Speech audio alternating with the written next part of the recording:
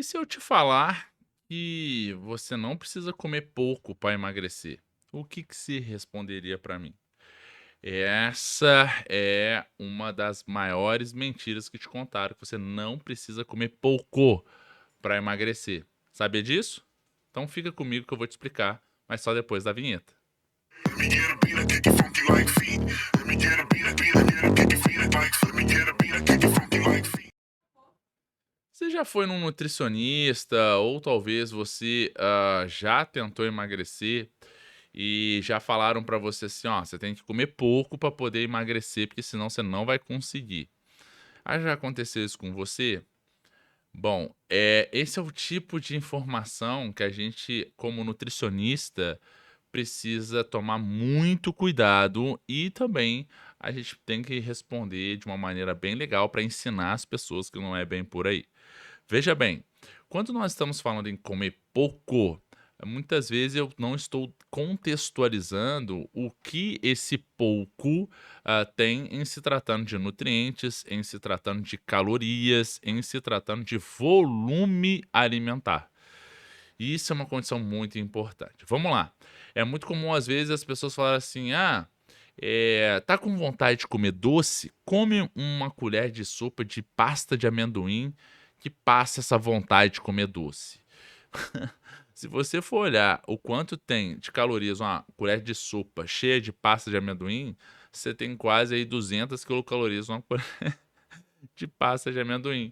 Santiago, isso é muito? Ô, meu querido, aí é contigo, mas se nós formos analisar quantas quilocalorias tem no morango, por exemplo, em relação à pasta de amendoim, a gente sabe que 100 gramas de morango tem mais ou menos 25 quilocalorias.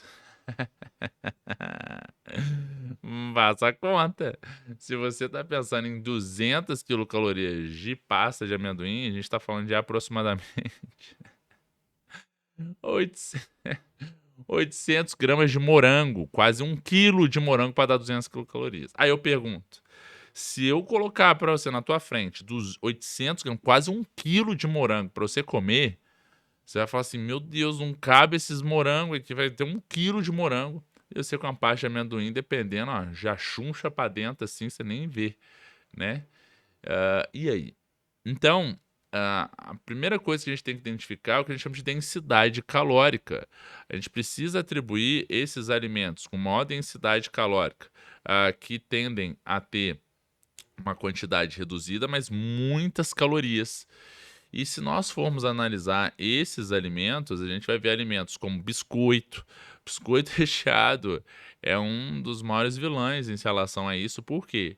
Porque você tem esse vilão, né, o biscoito recheado, como um alimento extremamente concentrado em relação a gorduras hidrogenadas, gorduras saturadas, gorduras também que vão estar aumentando esse saldo calórico e também um biscoito com açúcares, com agentes que vão estar aumentando essa quantidade de caloria. Não estamos entrando no mérito ainda dos agentes químicos atribuídos a esse alimento, mas de uma maneira geral você está aumentando o aporte calórico e a gente pode estar falando que são calorias, entre aspas, um pouquinho vazias. O que significaria isso? Você não tem vitamina, você não tem mineral, você não tem fibra nenhum com esses alimentos. E, se você tem um alimento no qual não tem fibra, você consome esse alimento, a fibra ela reduz a velocidade com que, esse alimento vai sendo absorvido, lá no teu intestino. Quanto maior a quantidade dessas fibras, menor é isso mesmo, menor é a velocidade com que esse alimento vai subir essa insulina ou, de fato, vai fazer com que haja, o estímulo, depois do consumo desse alimento, de fome e apetite. Então é muito comum as pessoas que comem alimentos sem fibras, sem vitaminas, sem minerais, que em 1 hora e meia já estão com fome novamente, já estão com fome novamente. E isso se dá em função justamente isso, da capacidade sacietogênica reduzida. Então, assim, pensar de uma maneira interessante e também associada a essa densidade nutricional e os valores atribuídos a vitaminas e minerais e fibras faz toda a diferença. Então, é muito comum, quando, para nós nutricionistas, quando a gente prescreve uma determinada dieta para o indivíduo, e esse indivíduo vira e fala assim: Nossa, é muita comida. Caramba, desse jeito eu não vou emagrecer.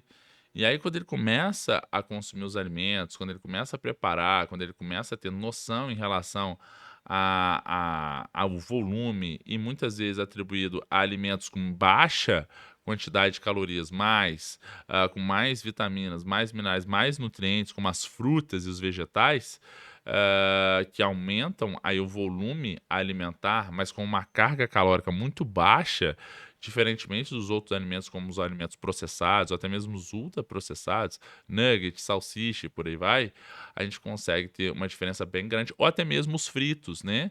Nós temos os alimentos fritos que, em função dos óleos, aumentam muito a quantidade de calorias e também o aporte energético.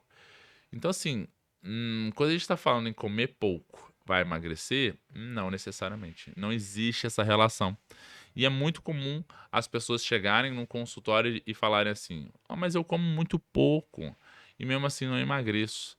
Então, na hora que você vai ver o pouco, é às vezes uma beliscada de algo com uma carga calórica maior, ou muitas vezes essa falta de boas escolhas que culminam muitas vezes em escolhas, especialmente 19, 20 horas da noite, que também associadas a uma relação emocional, no qual o indivíduo vira e fala assim: Nossa, venci o dia. Poxa, agora eu mereço alguma coisinha porque eu mandei muito bem. Então, quando a gente vai analisar isso para o indivíduo, essa relação afetiva também com o fato de ter vencido, ou até mesmo, ai caramba, eu mereço alguma coisa, né?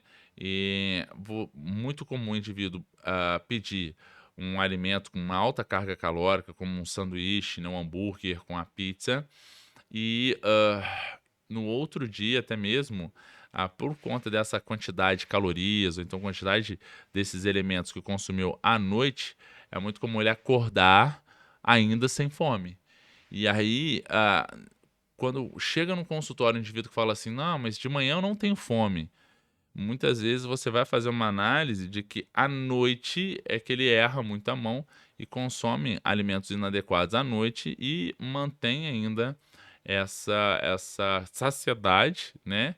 Mas não por conta das fibras e não por conta também das vitaminas e minerais, mas sim por conta de uma digestibilidade reduzida, por conta desses agentes processados ou por conta do grande volume de farináceos, de açúcares, de gorduras contidos nesses alimentos que ficam ainda sendo processados, e de manhã, quando acorda com esse indivíduo um pouquinho empazenado ainda, esse indivíduo diz que não tem fome, e aí vai passando o dia, aí na hora que vem daquela fome muito grande, e ele desliza novamente nas escolhas alimentares e cria-se esse ciclo vicioso.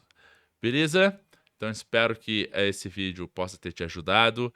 Então é muito importante que a gente tenha um entendimento da coisa e que a gente possa ter boas escolhas alimentares e também aí agora maior entendimento do processo dietético ou das escolhas alimentares atribuídas a isso. Se você gostou desse vídeo, não deixe de curtir, comente aqui o que você achou, compartilhe esse vídeo com quem você acredita que vai ser beneficiado com essas informações, inscreva-se no canal e a gente se vê no nosso próximo vídeo. Valeu, grande abraço. Let me get a beat, I kick it funky like feet.